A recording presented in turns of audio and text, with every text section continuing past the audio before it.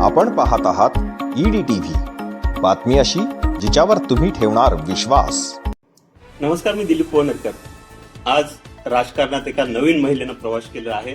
आणि का प्रवेश केला, आता सध्याचं वातावरण पाहताय, भोंदू खरातमुळे जिकडे तिकडे राजकारणातील महिलांचा खच्चीकरण होताना दिसतंय किंवा राजकारणातील महिला कुठे ना कुठेतरी त्यांच्या नावाला धब्बा लागलेला दिसतोय. अशा या काळामध्ये एक तरुण महिला जी उद्योजिका आहे, उच्चभ्रू घराण्यातून आलेल्या आहेत, नव्हे तर त्या उच्च शिक्षण घेतलेल्या एक आर्किटेक्चर इंजिनियर आहेत. अशा आपल्याकडे आहेत रूपम घुगे सानप. मॅडम, तुमचे EDTV न्यूज मध्ये खूप खूप स्वागत आहे. राजकारणात आलात तुम्ही, आता इतके दिवस व्यावसायिक होतात, आता राजकारणात आला.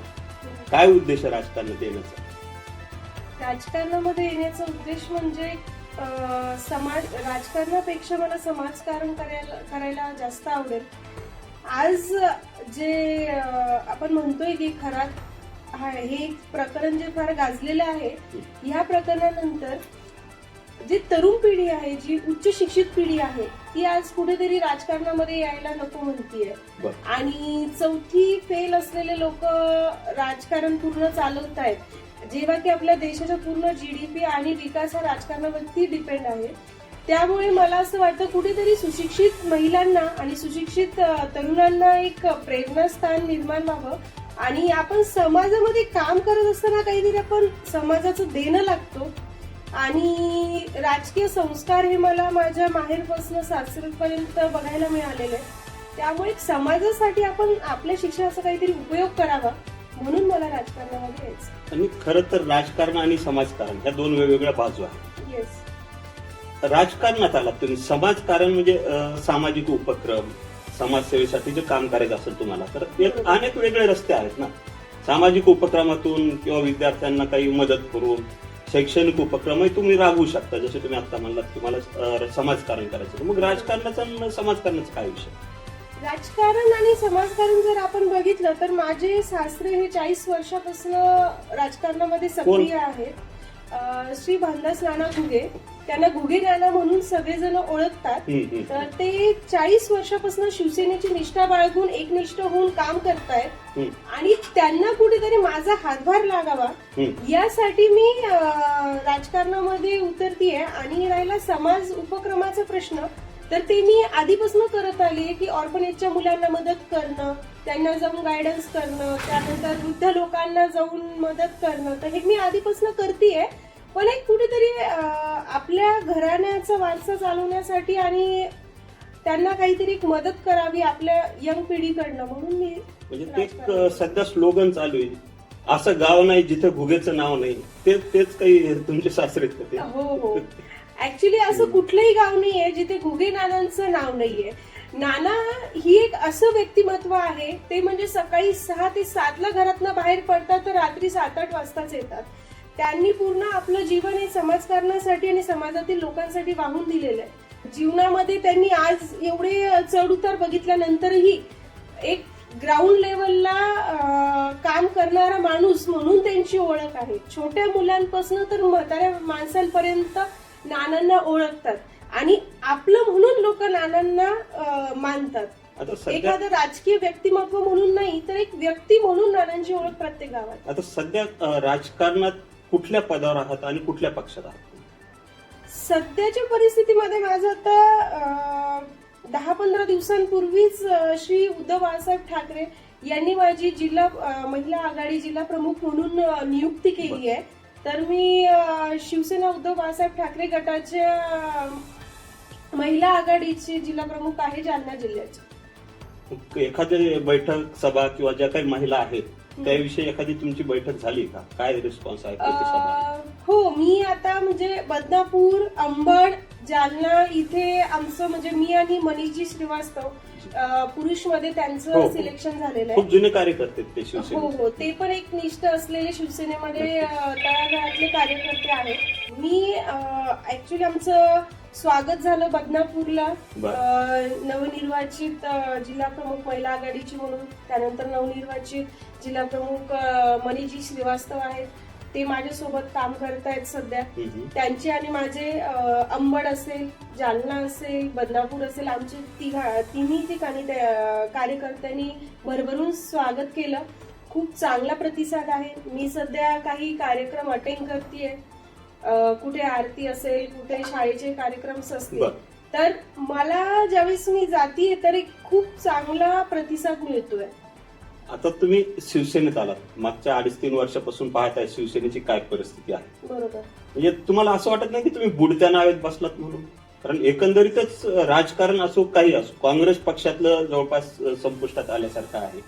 आपलं नुकतंच जर आपल्याला राजकारण पाहायचं, जालना महानगरपालिकेचं राजकारण झालं, काँग्रेस आज साफ झालेली आहे. म्हणजे सत्तेत आल्यानंतर त्यांना पक्षानं काढून टाकलं. आता शिवसेनेची देखील काही परिस्थिती तशीच आहे की नाव बुडायला लागली आणि अशा नावात तुम्ही बसलेला आहात. कसं असतं, सत्तेचा ताम्रपट घेऊन कोणीही जन्माला येत नाही. आपण जे म्हणतो आज सत्ता त्यांच्याकडे, उद्या आमच्याकडे असेल. आज पक्ष आणि चिन्ह हे त्यांच्याकडे, उद्या आमच्याकडे असेल. विषय असं झालेला आहे की जे कोणी आज सत्तेमध्ये गेलेले आहेत, शिंदे गटामध्ये जे काही लोक आहेत, तर ते सगळे बाळासाहेबांनी घडवलेले तळागाळातले कार्यकर्ते आहेत. कोणी पांढरपरी चालवत होतं त्यांना मंत्री केलं, कोणी रिक्षा चालक होता त्यांना मुख्यमंत्री केलं. तर ही जी किमया आहे ही फक्त शिवसेनेमध्येच घडू शकते की एक सामान्य कार्यकर्त्याला आज वरच्या पदावरती नेऊन पोहोचवणं किंवा त्याला घडवणं, तर हे काम शिवसेनेमध्येच घडतं. आज रोजी जर डीएनए टेस्ट करता आली असती पक्षाची, तर मे बी पक्ष आणि चिन्ह हे उद्धवजींकडेच असतं.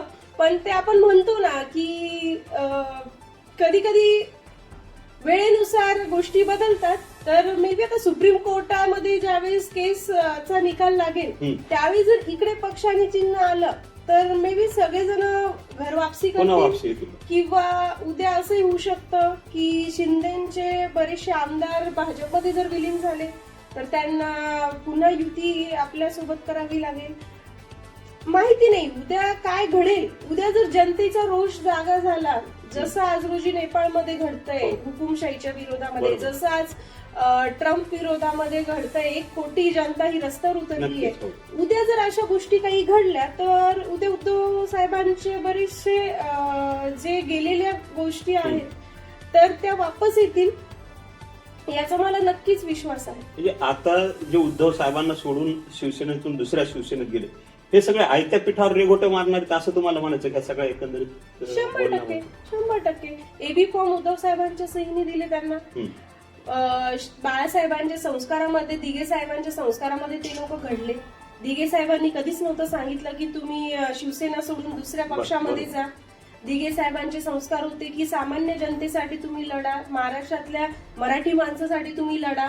हे मुद्दे कुठेतरी मला असं वाटतंय मागे सोडून सगळेजण सत्तेच्या लोभापोटी तिकडे गेलेले आणि ईडीच्या भीतीपोटी गेलेले. शिवसेना म्हणले की शिवसेनेचा एक वेगळा रुबाब आहे, हो, एक त्याची आक्रमकता आहे. पण मागच्या 15-20 वर्षापासून समजा बाळासाहेब ठाकरे ज्यावेळेस निधन झालं त्याच्यानंतर थोडी त्याची धार कमी झालेली दिसते आणि उद्धव साहेबांच्या काळात ती आणखी कमी झाली. तर तुम्ही आता काम करायचं तर तुमच्यात ती आक्रमकता परत येणार आहे. कशा पद्धतीने तुम्ही काम करणार राजकारण समाज? माझ्यामध्ये आक्रमकता येण्याचं कारण मी ऑलरेडी आक्रमक आहेच काम करण्यासाठी. आणि राहिला प्रश्न बाळासाहेब गेल्यानंतर जे काही घडलं, तर आपण म्हणतो पाठीत खंजीर खुपसणारे जे असतात, म्हणजे समोरून वार करण्यापेक्षा पाठीत जे खंजीर खुपसतात त्याचा फार मोठा इम्पॅक्ट असतो. तर तो प्रकार उद्धव साहेबांसोबत घडलाय. आणि जी आक्रमकता आहे ती शिवसेनेतील प्रत्येक एकनिष्ठ कार्यकर्त्यामध्ये आजही आहे. आजही तुम्ही जर एखाद्या गावात गेले आणि जो हाडामासांचा बनलेला शिवसैनिक आहे तो त्याच धार आणि त्याच आक्रमकतेने काम करतो. हे तुम्हाला जे पद मिळालंय आता ते घुगे नानांची सून म्हणून मिळालंय का रूपम घुगे सानप म्हणून मिळालं आहे? काय सांगाल? कसं असतं, ज्यावेळेस पक्षाचे काही कार्यक्रम झाले तर त्यावेळेस मी सुद्धा काही भूमिका मांडल्या, मी सुद्धा पक्षांच्या प्रोग्राम्स मध्ये इन्व्हॉल्व्ह झाले, मी सुद्धा भाषण केले. त्यावेळेस कदाचित वरिष्ठांना हे वाटलं असेल की यांच्यामध्ये कॅपॅसिटी आहे, यापुढे काहीतरी करू शकतात, त्यामुळे पक्षाने ही जबाबदारी मला दिली आहे आणि 100% नानांचा आशीर्वाद तर आहेच. त्यांची जी निष्ठा शिवसेनेप्रती आहे तो तर आशीर्वाद मला लाभलेलाच आहे, पण सोबत माझ्यामध्ये असणारी काम करण्याची क्षमता पण पक्षाने बघून मला हे काम दिलंय. कुठल्या कामावर, कुठल्या राजकारणातल्या एखाद्या बाबीवर किंवा स्पेसिफिक अशा एखाद्या विषयावर तुम्ही फोकस करणार आहात, आणि असेल तर तो कोणता विषय आहे? राजकारणामध्ये येत असताना मला सर्वात प्रथम हे सांगू इच्छिते की मला समाजकारण करण्यामध्ये जास्त इंटरेस्ट आहे. म्हणजे ते म्हणजे शिवसेनेचं ब्रीद वाक्यच आहे, 80% समाजकारण, 20% 20% राजकारण. हे राजकारण. मुळात शिवसेनेचं ब्रीद वाक्य आहे. येस, हं. बरोबर. तर मग तशा पद्धतीने कुठल्या कामावर फोकस करणार आहे तुम्ही? काही एखादं- समाजामध्ये आज आपण जालना जिल्ह्यामध्ये राहतोय. हं, हं. जालना जिल्ह्यामध्ये खूप कमी महिला या सक्रिय आहेत राजकारणामध्ये. बरं. राजकारणामध्ये काम करत असताना मी आज बघतीये की तरुण पिढी फार घाबरतीये हं. राजकारणामध्ये ओके. यायला. बरं. तर काय त्यांना कारण कुठे- असेल? काय का घाबरते असं वाटतं कारण की तुम्हाला? आज जे गलिच्छ राजकारण चालू आहे, आज जे पक्षांतर होत आहेत, पक्षफुटी होतीये, ह्या सगळ्या गोष्टीनंतर लोक घाबरत आहेत राजकारणामध्ये. सुशिक्षित महिला तर दूर पळत आहेत ह्यापासून. मग पहिला माझा तोच प्रश्न होता की जे भोंदू बाबाचं सध्या प्रकरण हो, चालू हो. आहे त्याच्यात अडकलेल्या उच्चभ्रू घराण्यातल्या महिला आहेत, अधिकाऱ्यांच्या महिला आहेत, राजकीय पुढाऱ्यांच्या महिला आहेत. अशा परिस्थितीत तुम्ही ह्या सगळ्या आरोपांना, त्यांच्या टीका टिप्पणीला डावलून तुम्ही पुढे कसे जाणार? पुढे सर्वप्रथम आपण जर बघितलं, मला माझ्या घराकडनं एक संस्कार मिळालेले आहेत बरं. की आमचं पूर्ण जे घराणं आहे वारकरी संप्रदायातलं आहे. ओके. आम्ही सर्व देवाला मानतो. आम्ही पंढरपूरला वारीमध्ये पायी जातो. बरं. आणि हा, ते आपल्या- गुगे नाना मला भेटले होते वारीमध्ये, ते हो, नक्कीच बरोबर. त्याच्यावरून. आणि तुम्ही पुढची पिढी पण जाते, ही एक आनंदाची आम्ही गोष्ट आहे. 3 ते 4 वर्षापासून मी आणि माझे मिस्टर, जेव्हापासून आमचं लग्न झालेलं आहे, हम्म. आम्ही दरवर्षी वारीमध्ये जातो. मध्ये कोरोना पिरियड असल्यामुळे आम्ही 1-2 वर्ष गेलो नाही. आणि कसं असतं माहितीये का, समाजामध्ये ज्यावेळेस आपण काम करतोय तर तरुण पिढीला एक काहीतरी आदर्श निर्माण व्हावा, एक प्रेरणास्थान बरं. निर्माण व्हावं. महिला सक्षमीकरण, वुमन एम्पॉवरमेंट आज जे आपण म्हणतो, हम्म. तर ही फक्त म्हणण्यापुरतं न राहता तेवढं सक्रियपणे महिलांनी सुद्धा काम करावं, हा माझा एक पुढे मेन अजेंडा राहणार आहे. कारण की कधीही राजकारणामध्ये किंवा समाजामध्ये महिलांना एक दुय्यम स्थान मिळालेलं आहे, पण आज रोजी आपण बघतो 33% आरक्षण हे आपल्याला सरकारने दिलेलं आहे. बरोबर. तर ह्या 33% आरक्षणाचा आपण कसा उपयोग घेतला पाहिजे आणि समाजामध्ये महिलांनी सक्रिय राहून काम केलं पाहिजे. तर ह्यासाठी माझा नेहमी सगळ्यांसाठी लढा राहील.